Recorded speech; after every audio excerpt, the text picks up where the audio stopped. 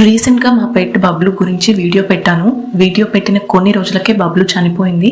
చనిపోయి కూడా 5 days అవుతుంది. మార్నింగ్ వాక్ కి మా నాన్న తీసుకెళ్లినప్పుడు ఒక కార్ డ్రైవర్ యాక్సిడెంట్ చేశాడు. అది రోడ్ మీద కూడా కాదు, అందరూ తిరిగే సందులోనే. ఆ కార్ డ్రైవర్ కేర్లెస్నెస్ అనాలో లేక వాడిని ఆ రోజు కోల్పోవాలని ఉన్న మా రాత అనుకోవాలో అర్థం కావట్లేదు. ఎన్ననుకున్నా పోయిన ప్రాణం అయితే తిరిగి రాదు. మా చిన్నప్పుడు ఇంట్లోకి కుక్కని అస్సలు అలో చేసేవాడు కాదు మా నాన్న. కానీ ఇప్పుడు మా నాన్నే అందరికంటే ఎక్కువగా బాధపడుతున్నాడు. అంత బాండింగ్ ఉంది వాడితో.